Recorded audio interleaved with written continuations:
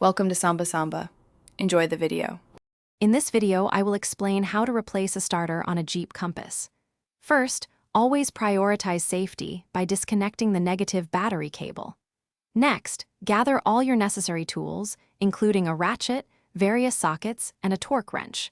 Finally, ensure your vehicle is safely elevated and supported on sturdy jack stands before you begin any work underneath. Now, let's locate the starter motor, which is typically found on the passenger side, attached to the transmission bell housing. Once you've found it, carefully disconnect the main power wire and the smaller solenoid wire. After the electrical connections are free, you can proceed to remove the 2 or 3 mounting bolts that secure the starter to the engine block. Be ready for it to be heavy. With the old starter out, it's time to install the new one. Carefully position the new starter into place and hand tighten its mounting bolts.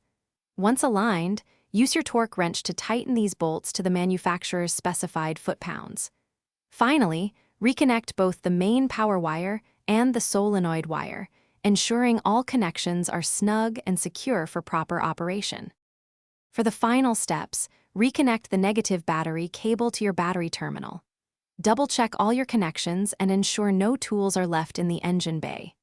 Now, attempt to start your engine to confirm the new starter is working correctly. If it cranks and starts, you're all set.